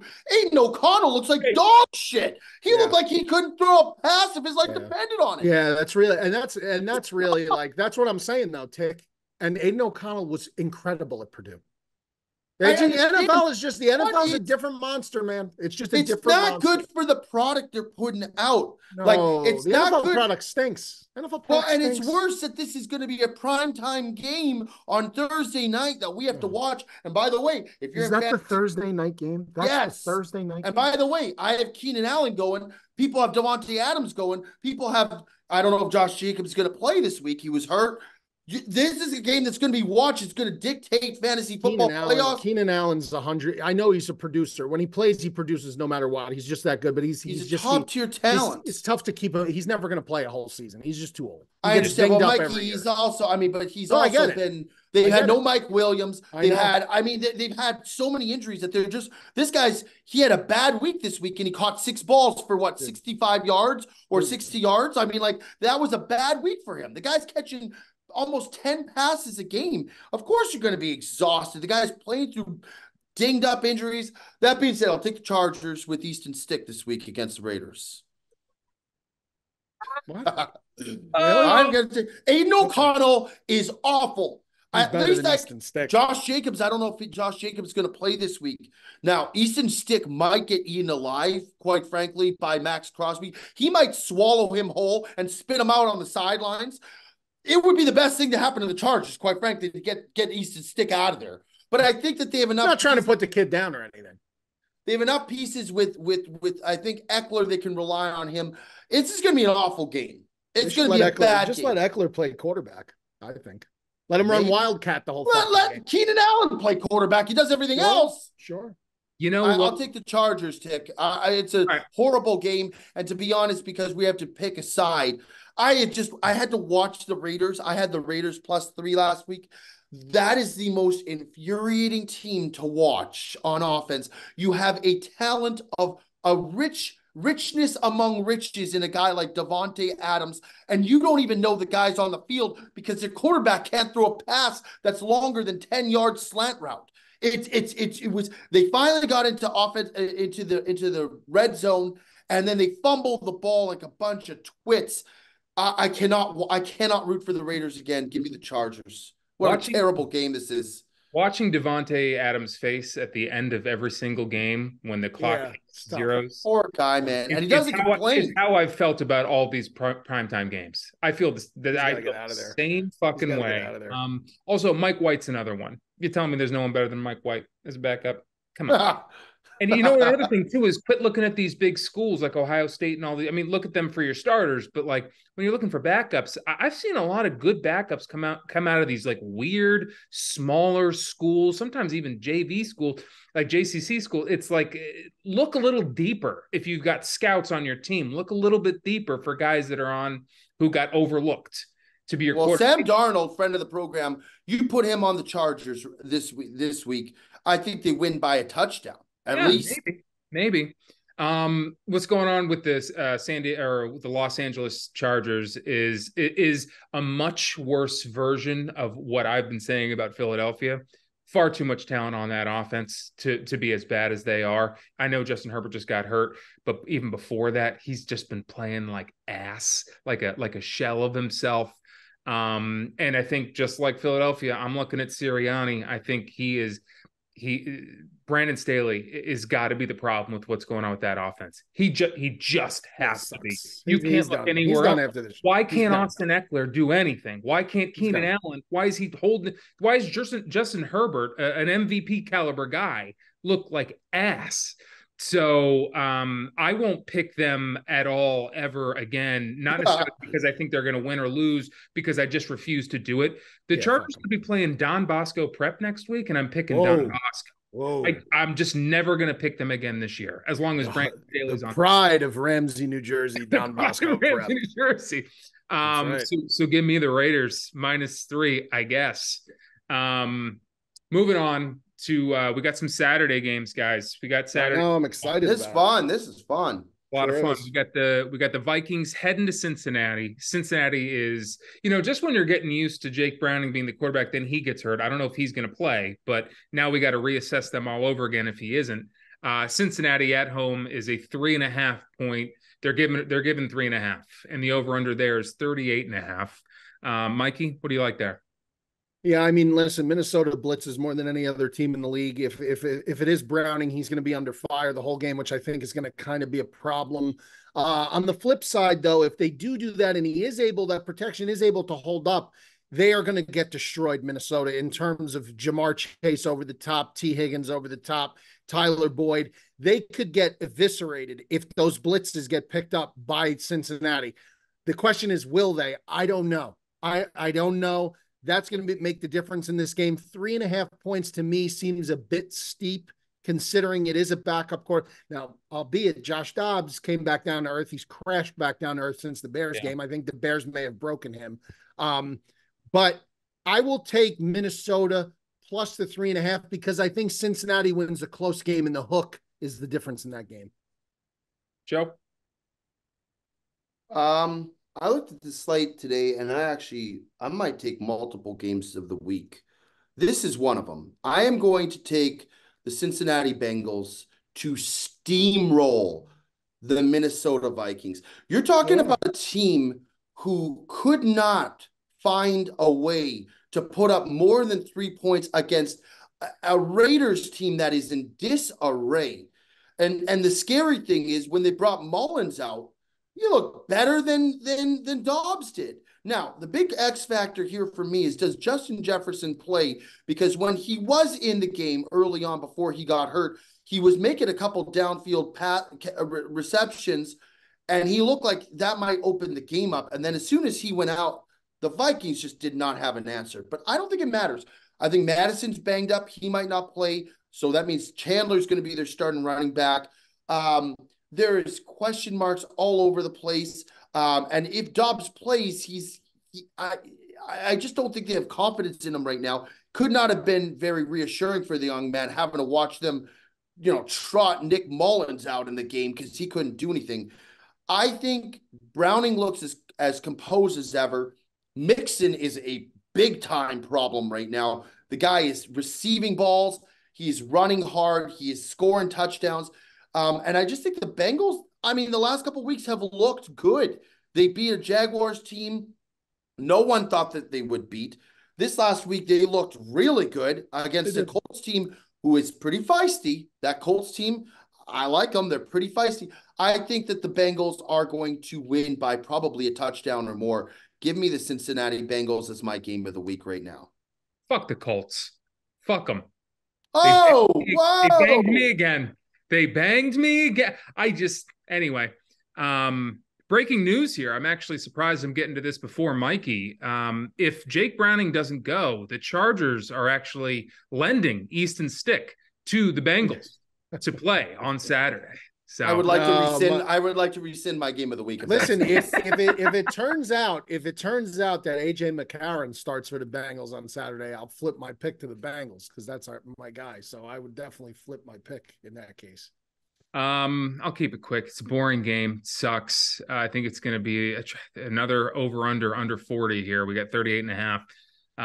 I like the under in that game, but I'll take the Bengals too. I think the only deciding factor there is, like Joe said, I think Joe Mixon's a man on fire right now. I'd like to think he could be the difference in that game. Moving on, another Saturday game. We got the Steelers heading to Indianapolis. Indianapolis is giving 2.5 points. Over under 42.5. Joey D, who do you like there? Is it Trubisky again, or is it going to be Pickett? I haven't heard anything, but it didn't sound like Kenny Pickett last I heard was going to be available in this game either, but I'm unsure. I can look it up while you talk about the game. No, it's Trubisky. I think it is Trubisky. Yes, Pickett's still out. I'm going to go with the Steelers here because this is, for all intents and purposes, their season. If they cannot win this game, they are going. They are going the wrong direction, and they're going quickly. They got owned by the New England Patriots on last week. They have got to win this football game. Is the game in Pittsburgh, Tick? No, it's in Indy. Oh my God. These are some shit stained games. They are, man. This sucks. I'll take the Steelers, man. I just because I think that this game is so important for them to win. I think they have to come out on top. And if they don't, I think the season might be over for them. Give me the Steelers to cover. Was it 2 points? 2.5. Oh, jeez, man. I love the Colts. It pains me to do this. Give me the Steelers. All right, Mikey. What's the spread, Tick? 2.5. Colts favored? Yep. Colts favored. Yeah, give me the Colts at home. The Steelers are a train wreck right now. The Steelers are a complete train wreck off the rails. Trubisky had the worst quarterback performance of the entire season graded last week. That is not to my surprise. I mean, Steelers fans were like, they were in shock. And I'm just like, yeah, bro, that's Mitch Trubisky. That's what you get. Like, he can make a couple throws once in a while, and you're like, holy, when he's on the run, moving. They could try moving him out of the pocket. It ain't going to matter. Give me the Colts at home, -2.5. Pittsburgh is an off-the-rails train wreck right now. I agree. Yeah. I just think they have to. I don't know. Yeah. Well, this is some of the worst offense this league has probably ever seen. I mean, and I'm not sure it's because the defense is particularly that good. If you remember the Denver Broncos last year, how atrocious it was watching them try to move the football. That's like what half the league is now. Like half the league is all like that team last year. Give me the Colts, I guess. Fuck them, but give me the Colts again, -2.5. Moving on to the night game of Saturday night. We've got the Broncos. They're heading to Detroit. Detroit is that's a decent game. That's a decent game. The line's a little weird. Detroit is favored by 5 points in a primetime game. Over under 46.5. Mikey, what do you like there? That's a line that tells you that the Lions are going to win that game going away. Yeah. Going away. They're playing at home, no? Yeah, they are. Yep. They are. They've lost. Well, no, they didn't lose 2 in a row, but they lost. Well, they did. Did they lose 2 in a row? No, they won. They won. Yeah, yeah.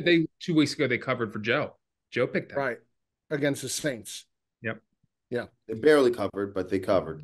Yeah, this is a good game. I'm going to take Denver with the points, and the spread says to do the complete opposite. The spread dictates take the Lions. I'm just not gonna. I've talked up Denver more recently. I think the Lions are trending down. I think Denver, yes, they lost, but I just, for whatever reason, I like Denver. I like Russell Wilson moving a little bit out of the pocket. I don't trust Detroit's defense. Denver's defense is a hard-hitting, opportunistic defense. I think Amon-Ra St. Brown may get locked down again by Patrick Surtain, and that could be a problem. I want Denver with the points. Okay. Wow. Joe? I like the Lions this week. I just simply think that Campbell has them firing on all. Is this a night game, Tick? Yes. Firing on all cylinders? Yeah, I think he gets them back and amped up for a big time night game. You're probably right.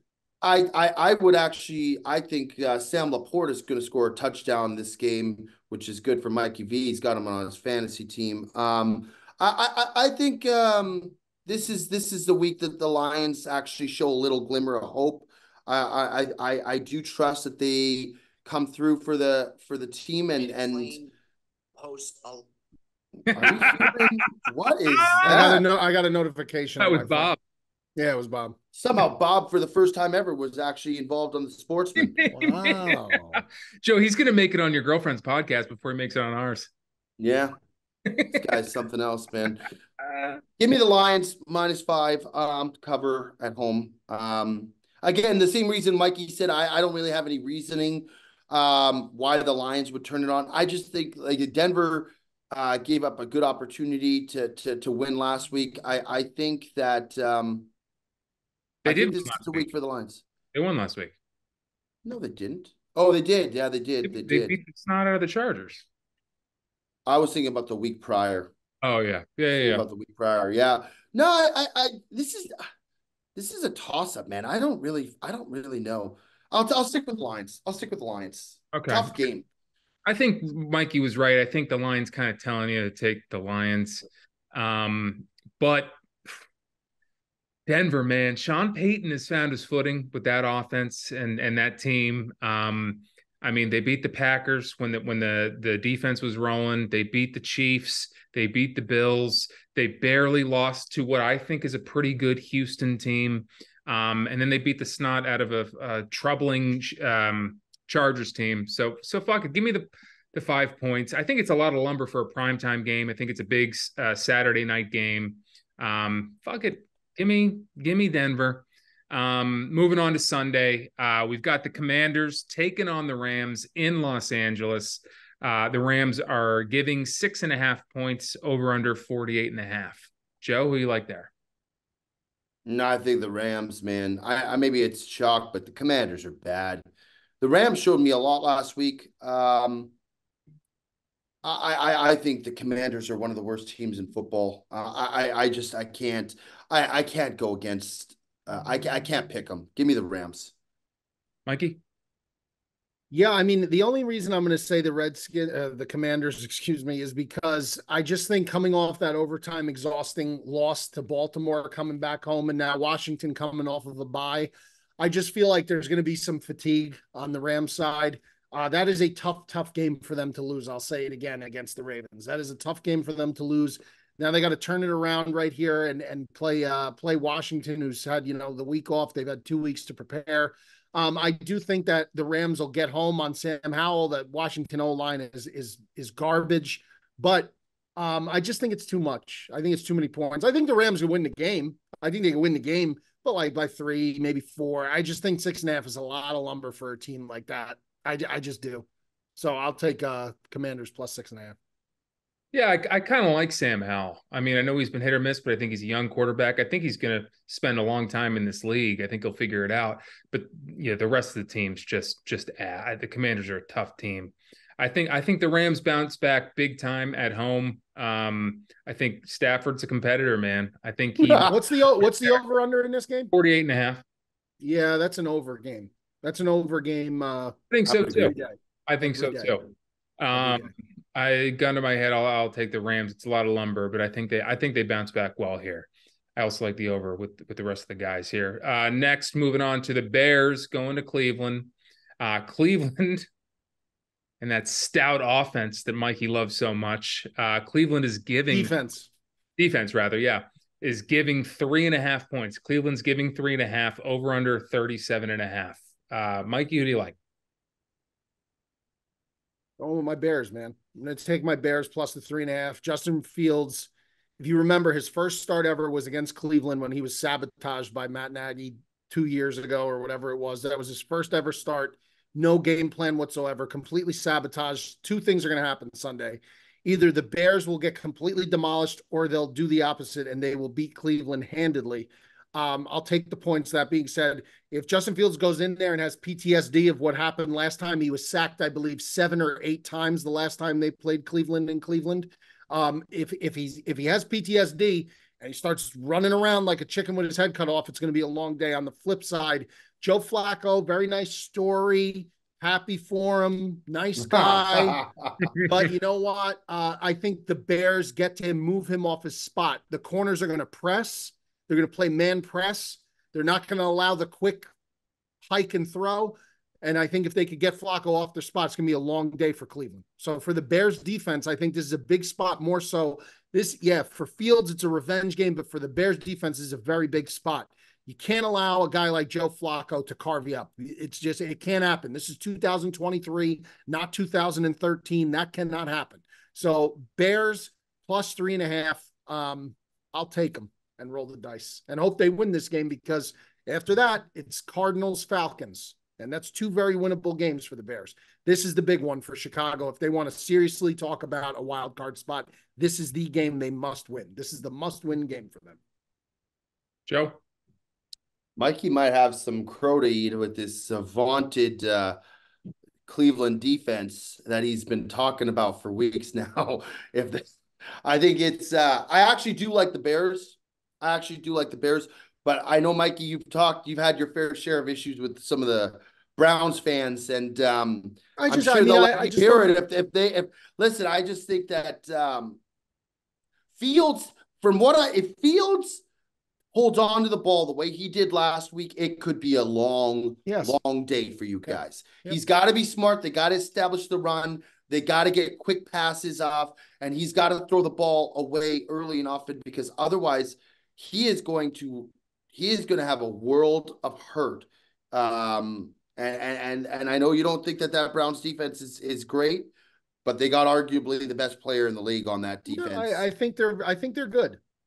I think they're good. I just don't think that they're to the level that the fans purport them to be. That's all. Well, I hope that for your sake and for mine, the Bears handle them, because I'm going to take the Bears to cover this week. And I actually think the Bears can win this game. I would take the Bears money line, not just the spread. The only thing I really like about Joe Flacco that he's bringing to the table for the Browns that the other quarterback, all 3 of them couldn't do this so far this year, is he's getting Amari Cooper, their best weapon, involved. You know, he's actually getting him the football and letting him make some plays, and Njoku as well, for that matter, who is another sort of overlooked offensive weapon. I think Amari gets clamped on Sunday. Okay. I mean, I'm leading it all up to say that I think the Bears are rolling, and I'm gonna take the Bears as well. But the only thing that I think that Joe Flacco's been bringing to that offense that's been a little bit better than what Deshaun and Robinson, the kid from UCLA, haven't been able to do is he's actually getting the ball into the weapons' hands. I mean, it's been tough without Nick Chubb. I mean, they've really had a tough going. It's a completely different season than they thought they'd be having, but. Yeah, the Bears are rolling, man. Give me the Bears plus 3.5. Moving on. The Bucks taking on the Packers, Joe. Packers are a 3.5 point favorite in Lambeau, over under 41.5. Joe, who do you like there?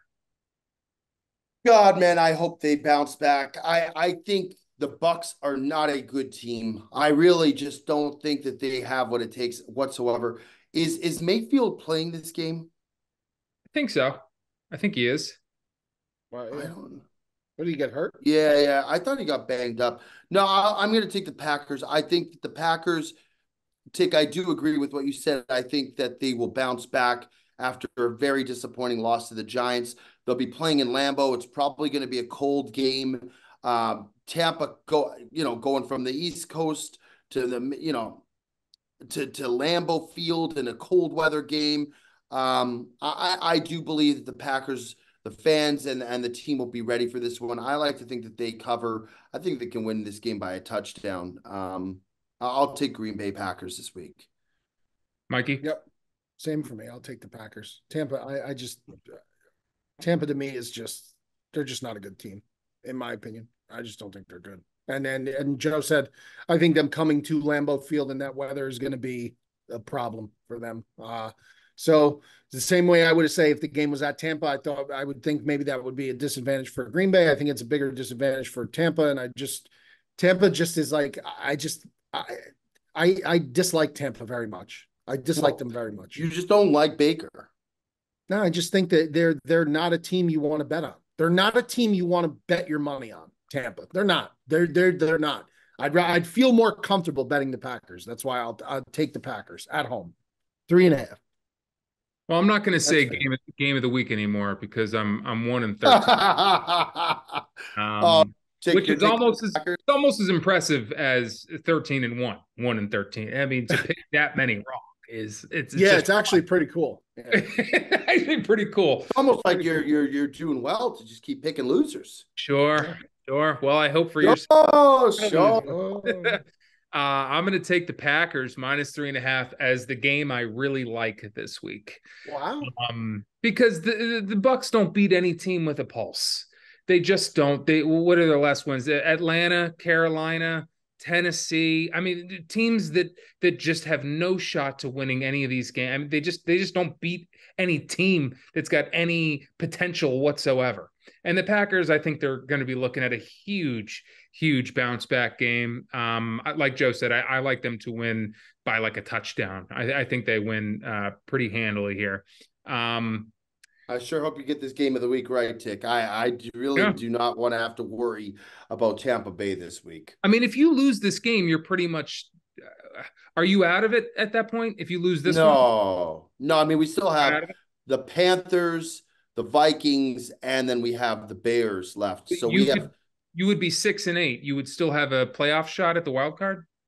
I think so. I mean, like if you look right now, I think we're holding on. Yeah, I mean the Bears are the Bears are only a game out of last place. They only got 5 wins, so the Packers are definitely still alive. You have the Seahawks in there. The Vikings I know they're alive now, but if they lose that game to the Bucks, I think they're still alive technically. Yeah, I think they'd still be alive. Definitely. To me, they'd be dead. Well, it'd be a tough road. Especially depending on who. If the Bears win, it would be really tough. But moving on, we got the Texans heading to Tennessee. Man, just a bunch of shit games, man. That's the NFL. Texans heading to Tennessee, the most unexciting team in the league. Tennessee won last night. So hard to fucking watch, man. Tennessee -2.5. They're at home playing the Texans, over under 37.5. I haven't seen an over 45 yet. It's unreal. Well, the Commanders game. And the Lions. Is that over 45? 48.5, you said. The Lions one was 2. Oh, yeah. The Rams are 49.5. You're right. Yeah. All right, Mikey. Titans are -2.5. Who do you like there? Yeah, I like the Titans. You know, I liked the Jets last week against the Texans. I just think, again, I think the Texans, things are finally catching up to the Texans, I think, a little bit, especially if Stroud is not, he's in concussion protocol, I think. So if Stroud is not going to play, or if he's going to play and he's not 100% and no Tank Dell, and you're going to Tennessee, and Tennessee's going to be full of confidence after what they just did to the Miami Dolphins last night. They broke a streak of 700 and something games where if you had a 14-point lead or greater with under 3 minutes left, those teams had won those games 700 and something in a insane stat that the Tennessee Titans just broke. They're going to go and build off of that. They're going to hang their hat on that. And I think it's another bad spot for the Texans. I'll take Tennessee. Joe? This is where making picks on Tuesdays is very difficult. Yeah, it's tough. Yeah, of course. Because I think if CJ Stroud is healthy and plays this game, I would like to think that the Texans can beat or at least cover 2.5, that they're getting points against the Titans. But that being said, if he doesn't play, I really don't like the Texans at all. So against my better judgment, I hate this team. I think the Titans are one of the worst teams to watch, as you said, Ticket. Not last night. Okay, I was too busy watching freaking Tommy DeVito, I know. beat my Packers that I couldn't even tune in to watch. That was more Miami collapse last night than anything else. So I'll say it was like 27 to fucking whatever it was. 27 to 13. 27-13. Yep. And I'm like, oh, this game is over. Yep. And then we're having dinner. Somebody's like, oh, yeah, the Titans just won. I'm like, yep. What? Yep. What? I mean, yeah, I'll take the Titans now for the sake of taking them. But this team is just not – it is not a fun team to watch. Now, what I did like, I liked seeing Will Levis get fired. I got to tell you, Levis looked all right. My hat where it deserves to be tipped. The man is a competitor, and you could see he wanted to win that game. He's got some fight in him, so good for them. DeAndre Hopkins looked awesome. He looked awesome. He made some great catches. The Titans, it's just, for so many years, you just watch Derrick Henry rumble for 4 yards into a pile of linebacking and defensive linemen. And it's just such awful football to watch, man. It's just so boring. Give me the Titans. I never take the Titans. It's sad. Another backup quarterback, by the way, that how Zena had a shot is Malik Willis, right? The kid from Liberty. Is that his name? Malik Willis? Yeah. Malik Willis. Yeah. Yeah. They've played him before. He looked unserviceable. Well, he had like 2 games, Mikey. He didn't I have- know, but Tick, he looked like he couldn't He was running for his life. He looked like he couldn't make a throw. Legitimately couldn't make a throw. But if you remember, I understand. You remember Jordan Love in the early days? He also looked like he could. Sometimes you got to give some of these guys a shot. Yeah, and maybe we should be giving Easton Stick a shot. Maybe No, we should not. Maybe that's the point of that conversation. AJ McCarron deserves a shot, man. XFL MVP, national champion. Give him a shot. Yeah. Yeah, I like the Texans here. I'm not going to talk too much about it. I think the line. I think that a lot of the money's going to be on the Texans, and I think that would make me want to take the Titans. Looking at it, I'm going to take the Texans. I just like CJ Stroud in that offense a lot. I like. Yeah, but is he gonna? You don't know if he's going to play though, Tick. He might not play. Is he not going to play? He got That's fucking. What we just said. He got fucking demolished by Quinnen Williams. I know, but I didn't hear anything about him not. I'll take a look. I'll take a look. He might not play, which is why we're taking the Titans. Okay, I mean, I just haven't heard anything about him. He's in concussion protocol. I don't think he plays. I don't think he plays. He's in concussion protocol. They're talking about potentially sitting him the rest of the year. Who's the backup in Houston? I don't even fucking know. God. Who was the guy last year before they had CJ? Who was that? Yeah, long neck McGee over there. Yeah. He stinks too. That guy Mills. Jordan Mills. Yeah, Davis Mills. Davis Mills. I'm taking. Who the fuck is? By the way, who the fuck is Jordan Mills? Is there? I don't Jordan know. Mills? I don't know this guy. It's Davis. Taking Davis Mills though. I'm taking the. He was actually. Oh, you know where Jordan Mills comes from? Jordan Davis. Jordan Davis, the D tackle for the Eagles. That was Jordan, the word association. Oh, sure. Yeah. How crazy is that? Jordan Davis Mills. Jordan Davis Mills the third. Jordan Davis Mills the third. Oh my God. All right. There's so many shitty games here. If I skip over your game of the week. Couple. Yeah. If I skip through your game of the week, you guys let me know. But let's move on to just one of the only. No, we got to talk about the Saints game. Okay, well, we'll let you get to the Saints game after this. We'll do Cowboys are heading to Buffalo. Okay. Buffalo is giving 2.5 points. It's one of the better games this week. That should be quite a showdown. Over-under's 50.5 points. Mikey, who do you like? Oh, wow. This is a really tough spot for me because I've said I want to be in on Dallas and believe that they are finally ready to do it. But the Bills are red hot. Dallas is hot. This is going to be a great game. Margin of error is going to be very, very thin, I think. But man, oh man, that is a tough line. I'm gonna go ahead and take Dallas against every inclination in my body. I know. I'm gonna take Dallas plus 2.5. Yeah. I'll probably be wrong, but I like Dallas. Joe? I mean, we got the Buffalo Bills at home, cold climate. True. Josh coming off a huge win against a rival team. Very true. They're going to be feeling good. James Cook looked as good as I've seen him all year. Yeah. Man, what is 2.5? This is going to be the best game to watch of the week. Yeah. By far. With all those other shit games going on. Give me the Bills, man. Give me the Bills. Josh Allen looked really good. If they were playing in Dallas, I would probably take the Cowboys. But the fact that they're playing in Buffalo, give me the Buffalo Bills, man. Give me Josh Allen. Yeah, if the Cowboys played like they did against the Eagles, they're going to beat the snot out of the Bills. I think they're going to shut down the run game, same way they did with DeAndre Swift. I think James Cook's going to get nowhere. I think Josh Allen's going to be running for his life. Wow. But I think Cowboys-Eagles is a big game every year. I think they got really fucking jazzed up from it. I don't think they'll play the same way in 36-degree weather in Buffalo, and Buffalo's rolling, man. I like the way Josh Allen's playing. I'm going to take the Bills. I'm going to take the Bills minus 2.5. Again, like Mikey, I don't feel super confident in that, but I'm going to take the Bills. All right, we can move on, but let's get to you. What were your guys' games of the week? Let's jump to those games. Joe, you had the Saints. No, I actually had the Bengals, but that Saints line, I couldn't believe how outrageous that line is. Well, you said Mikey, you were going to take two games of the week. I'm going to take that game as well. Okay. Wow, it's Saints -6. Giants are going to New Orleans Superdome -6. That is so clearly I'm taking Tommy DeVito and the Giants so clearly. The Saints are such a shitty team. Derek Carr is as bad as Easton Stick.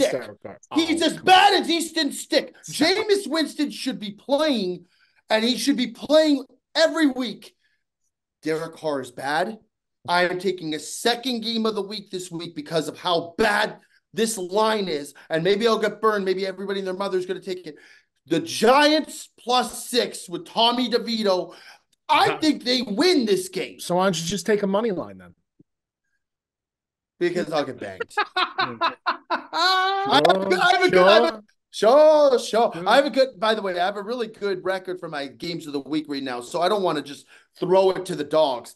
Give me the Giants. I got the Giants, and I got a Saturday game of the week, and now I got a Sunday game of the week. Wow, Cutsy sprinkling. He sure is. And then Mike, you gave one too, no? I didn't give one yet. Give one. What's your game of the week? I don't know yet because we haven't gone through all the games yet. What else is left on the board? We were skipping through some. We don't have to go through. Just give me another game though. The night game is the Ravens Jags. What is that? That's -3.5 Baltimore. I thought you had it prepared in Jacksonville. And then the Monday -3.5 Ravens going into Jacksonville, and the Monday nighter is the Philadelphia Seahawks at the Seattle Seahawks. The Eagles. Philadelphia Eagles going into Seattle, and they're -4. Eagles are -4 in Seattle. That's a Monday nighter. That's birds against birds. A lot of birds. Mikey, I was going to take birds. You had these before the show started, so I listened to it as it goes. I will take my game of the week. I will take the Baltimore Ravens -3.5 against the Jaguars. That'll be we're going to bottom out. What? You were just saying that after the last game that the Ravens were going to maybe bottom out after the last. No, he said the Rams. The Rams would bottom out. Oh, I thought you were Rams would bottom out by giving everything in. No. Ravens to me are, and there's a team that you want to talk about, a team that you can't hang your hat on. It's the Jacksonville Jaguars, man. They are a Jekyll and Hyde act. They are a Jekyll and Hyde act, especially Trevor Lawrence. 3 interceptions, and I understand he was dinged up, but if you're dinged up and it's that bad, then don't play. Then don't play him. 3 interceptions last week. And by the way, cost me my bye in the fantasy league because I would have beat Dickie Gas if he doesn't throw 3 fucking interceptions. I would have loved that. But he did. They're a Jekyll and Hyde act. The Ravens aren't. The Ravens are consistent. They are a consistent team. 3.5. The only reason that line is only 3.5 is because it's in Jacksonville. So take the Ravens 3.5. That's my game of the week. Now I could get fucked on that. I could very well get fucked, but I don't think I will. I think the Ravens will win that game by at least a touchdown. I believe that. Yes, Joseph. All right. The good news is if you get screwed on that game, it means Trevor Lawrence probably put up a good game for you. Might be a little reverse psychology. It could be a win-win. It could be hedging happiness. Could be a little reverse mush for me. All right. Hand up, Mikey. My bad. I thought you were saying that about the Ravens. Hand up. No. Yeah, no. All right, guys. Let's move on to who's a problem. Who is a problem this week? Joseph. Tommy DeVito is a problem, and in a good way. The guy is just everywhere. Family looks like they run the mob. I mean, it's actually infuriating to me because they just beat my Packers.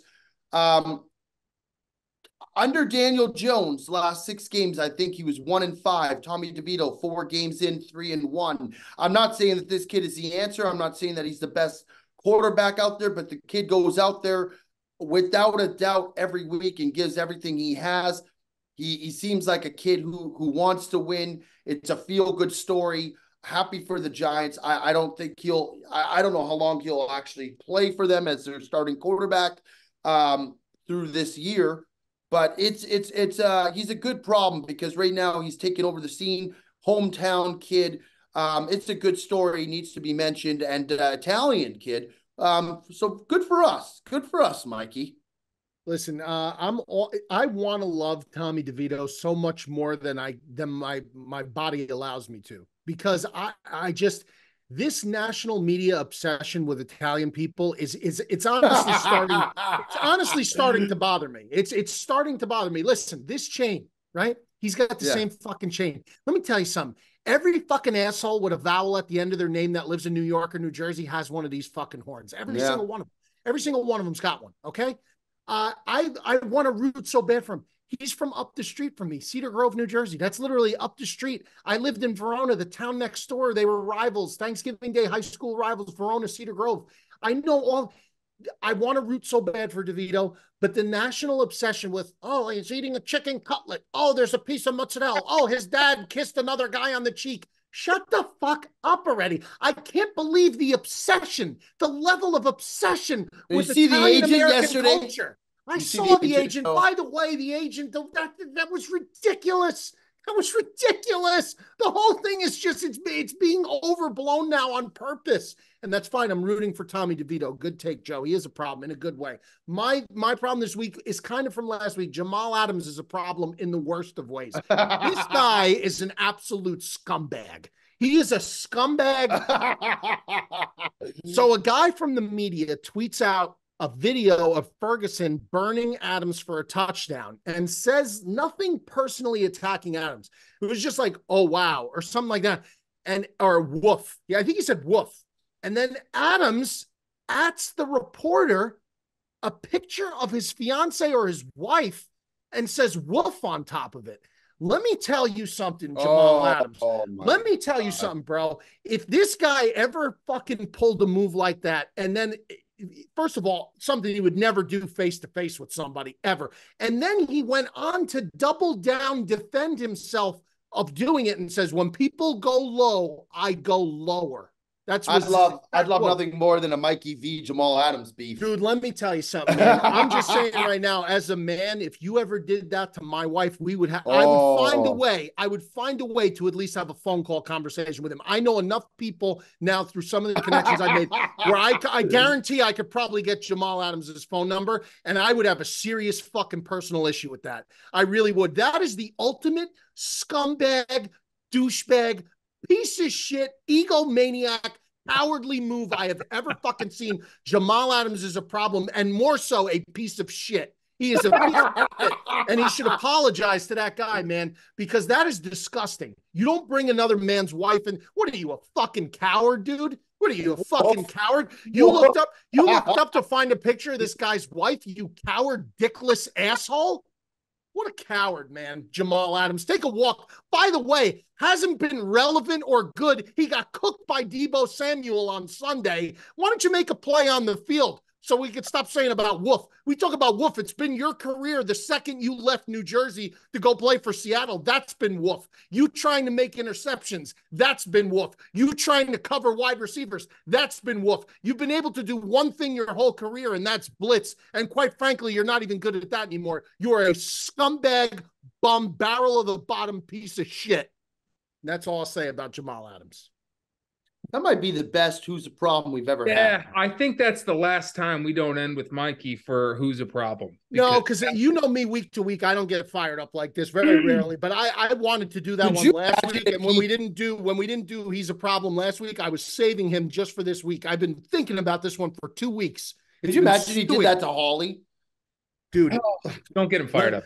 Let me tell you something, bro. If I didn't have these back issues right now, I'm telling you right now, if Jamal Adams was like, listen, motherfucker, come square up with me, I would meet wherever he wanted to go, and I would fucking square up with him because he would, A, never have the balls to do it because he's typing behind a keyboard because he's a coward, and two, that's a low blow. It's a scumbag low. That's like tweeting a picture of somebody's kid and saying, well, what are you? That is the lowest. And the more I talk about it, the angrier I get. Is the lowest form of life scum you could ever imagine. Go after the guy. Talk about the guy. Make fun of him. Do something to him. You bring the guy's wife into it? Yeah, really? That's pretty low. You're a real man's man, Jamal. You're a real man's man. You're a fucking coward. You're a coward. I'm furious about it, bro. I don't even want to get into it. That's sensational. What if he did that to Nicole, Joe? Oh, I mean, you'd have a fucking problem with it. Of course. I would doubt he would ever do that because Nicole's a beautiful woman. But that being said, it's not the point, Joe. It's not the point. I know. I'm just saying. I agree with everything you're saying. You don't bring a man's wife. Tell you what, Mikey, that's that Italian Tommy DeVito rage. Yeah. It's not rage. We love that. We love all that. about Fajul and rage. You don't fuck with. I guess. Yeah. You know what that does? That puts that does numbers. That rage. That's like trying to follow the Rolling Stones. So I'll keep this wildly short. My problem of the week is Jon I'm Rahm. so angry right now. I'm actually trembling with anger. I'll give you a few seconds here to cool down before we get into viewer questions. I'm going to mute my mic for it. Sure. My problem of the week is Jon Rahm. Just talking wild shit about LIV. Then goes ahead and demands all kinds of things, changes the league, changes the qualifications, changes the way they run their entire operation, and takes generational wealth from them. I get it. Every man's got a price, but man, he has got to be questioning everything he thinks in his head, because you can't stand so morally against something and then go ahead and say, you know what, I'll take the money. That's just family. It's a tough thing to live within your head when morally your whole life you've been standing against something and then you do that. Again, love the guy, friend of the program. It's been good to us. I doubt he listens to this show, and that's why he's my prop of the week. Let's move on to some viewer questions. First question comes from another friend of the program, longtime friend of the program, Frankie DeLuca. Wow. Yeah. Fuck, marry, kill. NFL Sundays, 5-star dining, and Buddy's golf trip. I'll start with Joe so Mike can just cool down that much more. Thank you. Oh my God. Well, it was Buddy's golf trips, 5-star dining, and NFL Sundays. Oh my God. That is a tough one. I'm going to marry Buddy's golf trips. I just think that's as good as it gets. You can't do anything other than that. Now you're in a tough position. Now you know my dining, dude. Here's the thing. He said 5-star dining. I don't need 5-star. I could go to a little hole in the wall Italian restaurant and still have the fucking time of my life. There. I'm gonna kill the 5-star dining, and I'm gonna fuck with the NFL Sundays. Okay. Because here's the thing: if it was just dining with the boys, then I would have to get rid of NFL Sundays. But 5-star dining, and as far as I'm concerned, I could go to a lot of great restaurants, Chinese restaurants, Italian restaurants. I could go a little hole in the wall like pizza shops or delis, and still have a great thing with dining. So that's my loophole. So if he just said dining with the boys, Sundays would be gone. Oh wow. Yeah, because I as much as I love an NFL Sunday, you still got college Saturdays, still got NFL Mondays, NFL Thursdays, golf Saturdays. Golf trips will always be number one, and then dining with the boys. I mean, Mikey knows how much I care about that. That is always going to be at the top of my list. But 5-star dining, I don't need to eat foie gras and caviar every day. He'd like to, but he doesn't have to. Doesn't have to, but he'd like to. Mikey, what do you got there? This is easy for me because I don't golf as much. So I at this point in my life, especially with my back right now, God knows when I'll be able to swing a club correctly again. I'd kill golf at this very moment. I would marry I'd marry NFL Sunday, and then I guess I would fuck dining. I think I would fuck dining. Yeah. I mean, because 5-star dining, it's not like something you're doing every single day. You're not 5-star dining. So I think 5-star dining, fucking that, and then marrying NFL Sunday. It's easier for me. I agree with Joe on the 5-star dining thing. I think it's a loophole there, but I'm going to switch it up a little bit. I'm going to kill the 5-star dining, but I'm going to fuck the buddies trip, the golf trip, and I'm going to marry the NFL Sundays. Thank you for that, Frankie DeLuca. Love you as always. Love you, Frankie. Next question comes from Lime, or maybe it's just misspelled. I think it's Liam Haynes. Who will finish with more wins this year? The Carolina Panthers or Tick's Game of the Week picks? It's going to be a photo finish. It's going to be a barn burner. It's going to be an absolute photo finish. Gun to your head, Joe. Who are you taking? I'll take the Carolina Panthers. Oh, no! Who do the Panthers have left? That's the question. It don't matter, Mikey. Wow. No, give me the. No, wait. Tick took the Packers this week, yeah? Yeah. I'm going with Ticket. There we go. I'm gonna take Tick also. Listen, let me tell you something, man. The Panthers, between getting rid of DJ Moore, getting rid of Christian McCaffrey, and drafting Bryce Young over CJ Stroud, the Panthers have done what's the word? Irrevocable damage to that franchise. They have. Bryce Young looks bad, flat out bad. I don't see it. Ticket, on the other hand, only takes 1 week to get hot. This is the week.